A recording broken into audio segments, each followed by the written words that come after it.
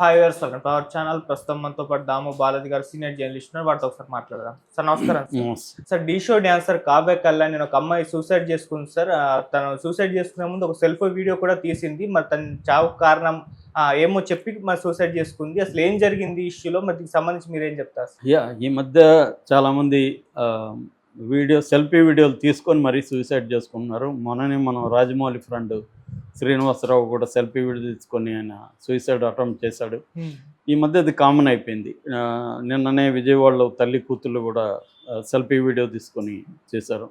అంటే selfie video తీసుకోవడం వల్ల వాళ్ళు ఎందుకు తీసుకుంటున్నారు అనేది ఒకటి, దానివల్ల ఉపయోగం ఉంటుందా అనేది ఒకటి, అట్లాగే ఈ అమ్మాయి ఎందుకు చనిపోయింది, లవ్ చేసి ఎందుకు పెళ్లి చేసుకుంది, లవ్ చేసి పెళ్లి చేసుకున్న వాళ్ళ పరిస్థితి ఏంటి, ఈ విషయాలు మనం మాట్లాడుకున్నాం. ప్రధానంగా ఏంటి అంటే ఈ అమ్మాయి పేరు కావ్య కళ్యాణి, 24 ఏళ్ళు. ఈమె ఢీ షోలో ఇంతకుముందు అపేర్ అయ్యేది అప్పుడప్పుడు.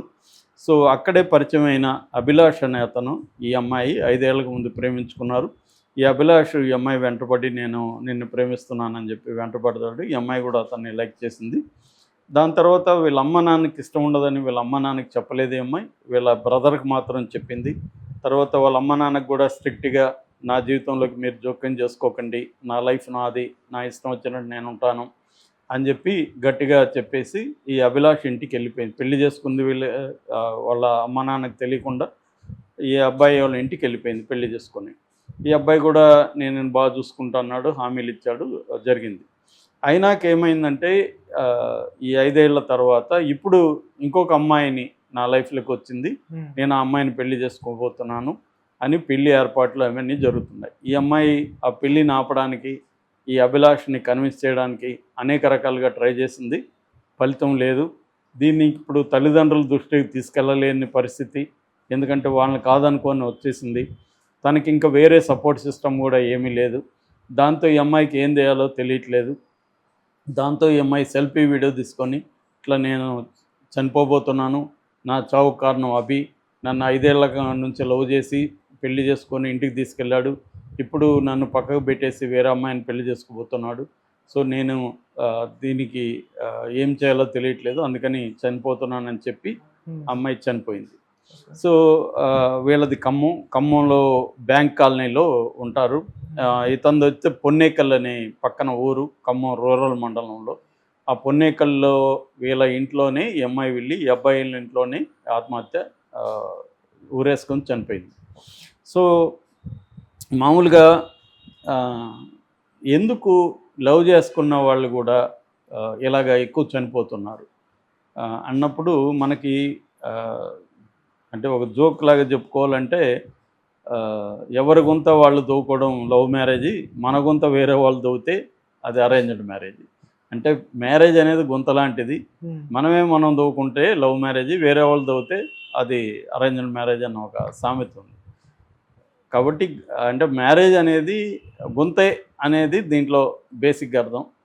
అయితే మన గుంత మనమే దవ్వుకోవడం వల్ల వేరే వాళ్ళ మన గుంత వేరే వాళ్ళు దవ్వడం వల్ల తేడాలు ఉన్నాయంటే ఖచ్చితంగా ఉన్నాయి. ఇందులో లవ్ మ్యారేజ్లు ఏంటంటే నీకు ఒక ఫ్రీడమ్ ఉంటుంది, నువ్వు ఒక ధిక్కారం ఉంటుంది, అటానమీ అంటారు, నీకు ఒక స్వతంత్రత ఉంటుంది. అంటే నువ్వు జీవితాంతం ఎవరితో కలిసి ఉండాలో నువ్వే నిర్ణయించుకుంటావు. అరేంజ్డ్ మ్యారేజ్లో నువ్వు నిర్ణయించు, నువ్వు లైఫ్ లాంగ్ ఎవరితో కలిసి ఉండాలో మన పెద్దోళ్ళు నిర్ణయిస్తారు, తల్లిదండ్రులు. ఇవాళ సమాజం అడ్వాన్స్ అయినాక స్త్రీలు కూడా అన్ని రంగాల్లో ముందుకు వస్తున్న వల్ల విమెన్ కూడా సెలెక్ట్ చేసుకుంటున్నారు, నేను ఎవరితో జీవితాంతం ఉండాలి అనేది విమెన్ సెలెక్ట్ చేసుకోవడం అనేది బాగా పెరిగింది. అందువల్ల లవ్ మ్యారేజ్లు అనేవి మనకి బాగా పెరిగాయి ఈ మధ్యకాలంలో. సో అయితే ఇక్కడ ఇంతవరకే ఉంది, పెళ్ళి వరకు మాత్రమే, అంటే లవ్ చేయడం పెళ్లి చేసుకోవడం వరకు మాత్రమే స్త్రీకి ఇండిపెండెన్స్ అంతా ఉంది లవ్ మ్యారేజ్లో, అంతవరకు అది ప్రోగ్రెసివ్. ఆ తర్వాత మళ్ళీ మామూలు చట్టం లేక అమ్మాయి వెళ్ళిపోతుంది. అంటే మళ్ళీ మామూలు బంధువులు ఎంటర్ అవుతారు లైఫ్లోకి, బంధువులు డిసైడ్ అవుతారు, హస్బెండ్ రోల్ మేల్ చావనిజం అనేది స్టార్ట్ అవుతుంది, పేట్రియార్కల్ ఎక్స్పెక్టేషన్స్ స్టార్ట్ అవుతాయి.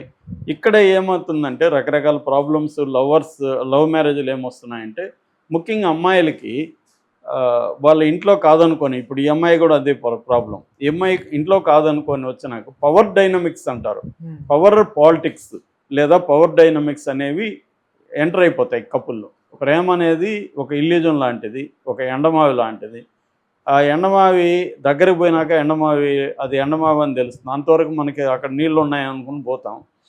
ఈ కాసేపు తర్వాత నీళ్ళేమి లేవురా, ఇది కూడా బీడు నేలే అని తెలిసిపోతుంది. అట్లాగే ప్రేమ వివాహాల్లో కూడా నీకు మెచ్యూరిటీ ఉండి ఒకరినొకరు అర్థం చేసుకొని ఒక నాలెడ్జ్ ఉండి ముందుగా తమ కెరియర్ గురించి పెళ్ళైనాక ఎలా ఉండాలి, ఎవరి దగ్గర ఉండాలి, అత్తమామల రోల్ ఏంటి, ఉద్యోగం ఫైనాన్షియల్గా ఎలా మనం ప్లానింగ్ ఇవన్నీ డిస్కస్ చేసుకొని పెళ్లి చేసుకోకపోతే ఆవేశంలో పెళ్లి చేసుకుంటే ఇప్పుడు నేను చెప్పిన భ్రమ లవ్ అనే ఒక ఇల్యూజన్ అనేది పోయినాక అనేక సమస్యలు తలెత్తాయి. అనేక సమస్యలు తలెత్తినప్పుడు మళ్ళీ ఇక్కడ మగ పెత్తనం, మగ వాళ్ళ ఇంట్లో ఉండే వాళ్ళ తల్లిదండ్రులు కావచ్చు, బంధువుల పెత్తనం ఇవన్నీ స్టార్ట్ అవుతుంది. ఈ అమ్మాయి ఏమో వదులుకొని వచ్చి ఉంటుంది కదా, ఈ అమ్మాయికి సపోర్ట్ సిస్టమ్ ఉండదు.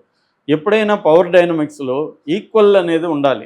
అంటే అమ్మాయి కూడా జాబ్ చేస్తుండాలి, అమ్మాయి వైపు కూడా సపోర్ట్ సిస్టమ్ ఒకటి ఉండాలి. అంటే రేపు ఈ అమ్మాయిని ఏమన్నా తక్కువగా మాట్లాడితే వాళ్ళ అన్న వస్తాడనో, వాళ్ళ నాన్న వస్తాడనో, ఇంకొక బంధువు వస్తాడనో, లేకపోతే ఈ అమ్మాయికి మంచి సర్కిల్ ఉందనో ఒక భయం అనేది భర్తకు కానీ భర్త ఇంట్లో వాళ్ళకి కానీ ఉండాలి. అది ఒకటి. రెండోది ఈ అమ్మాయికి కాన్ఫిడెన్స్ లెవెల్స్ పెరుగుతాయి. ఏది సిస్టమ్ ఉంటే కాన్ఫిడెన్స్ అవి లేవనుకో ఈ అమ్మాయి కూడా సరెండర్ అయిపోతుంది. ఎందుకంటే ఈ అమ్మాయికి జాబ్ లేదు, ఈ అమ్మాయికి సంపాదన లేదు, ఈ అమ్మాయికి సపోర్ట్ సిస్టమ్ లేదు. ఏమవుతుంది, ఆటోమేటిక్గా సరెండర్ అయిపోతుంది. ఈ సరెండర్ అయిపోయినప్పుడు వీళ్ళు ఏం చేస్తారు, టేకన్ ఫార్ గ్రాంటెడ్కి తీసుకొని ఇంకా రకరకాలుగా వేధింపులు మొదలవుతాయి. ఈ వేధింపులు ఎంతవరకు తట్టుకోగలరు వాళ్ళు, ఇది మేజర్ అనమాట. సో అమ్మాయిలు కానీ లేకపోతే వీక్గా, ఒకవేళ అమ్మాయి స్ట్రాంగ్గా ఉంటే అబ్బాయిలు వీక్గా ఉంటే కూడా ఇది డొమెస్టిక్ వైలెన్స్ ఇవన్నీ జరుగుతున్నాయి అవతల కూడా. సో లవ్ మ్యారేజ్లకు ఎంటర్ అయ్యేటప్పుడు కూడా ఏదో నేను ప్రేమే కూడి పెడుతుంది, ప్రేమే అన్ని పెడుతుంది అని సినిమాటిక్ డైలాగులు చెప్పితే లాభం లేదు. ప్రాక్టికల్గా ఉండాలి. నేను ఈ అబ్బాయిని ప్రేమిస్తున్నాను, పెళ్లి చేసుకుంటున్నాను, దీని తర్వాత మా లైఫ్ ఎలా ఉండబోతుంది, నా కెరీర్ పరిస్థితి ఏంటి, బిడ్డల్ని కనాలా వద్దా, ఎప్పుడు కనాలి, నేను ఉద్యోగం చేయాలా వద్దా, నా బంధువులు నాకు సపోర్ట్, ఏదైనా ప్రాబ్లం వస్తే నాకు సపోర్ట్ సిస్టమ్ ఉందా, ఇవన్నీ ఉండాలి తప్ప నేను ఇతను చాలా మంచోడు, ఇతను బ్రహ్మాండంగా చూసుకుంటాడు, ఈ భ్రమంలోకి వెళ్ళకూడదు. అంటే prepare for the worst, plan for the best అంటారు. పెళ్ళి లవ్ కూడా అదే. నువ్వు ఎంటర్ అవుతుంటే ఒక రిలేషన్షిప్లోకి నీకు ఆ ప్లానింగ్ అనేది అమ్మాయిలకైనా అబ్బాయిలకైనా ఉండాలి. అబ్బాయిలకు కూడా రేపు ఈ అమ్మాయి ఏమన్నా వేధిస్తుందా, కట్నం కింద వేధిస్తే మన పరిస్థితి ఏంటి, ఇవన్నీ ఈ అమ్మాయి కూడా చూసుకోవాలి. ఇప్పుడు ట్రంప్ లాంటి వాడే అగ్రిమెంట్ చేసుకొని పెళ్లి చేసుకున్నాడు. ఫస్ట్ ఇవాంకాని వాళ్ళిద్దరి మధ్య అగ్రిమెంట్, సంవత్సరానికి ఎంత ఇవ్వాలి, విడిపోతే ఇవన్నీ రాసుకున్నాకనే పెళ్ళయింది వాళ్ళిద్దరిది. అలా అంటే అతను బిజినెస్ మ్యాన్ కాబట్టి జాగ్రత్తగా ఆలోచించుకొని. రెండోది అమెరికాలో చాలా పెద్ద ఎత్తున డైవర్స్ ఇవ్వాల్సి ఉంటుంది. అంటే పెళ్లి చేసుకున్నావంటే నీ సగం ఆస్తి కోల్పోతున్నట్టే అని కూడా సామెత ఉంది అక్కడ. నువ్వు పెళ్లి చేసుకుంటున్న ఆస్తి అంటే సగం ఆస్తి నువ్వు ఇచ్చేయడానికి రెడీ అయితేనే నువ్వు పెళ్లి చేసుకోవాలని. సో అందుకని ట్రంప్ అలా చేసుకున్నాడు.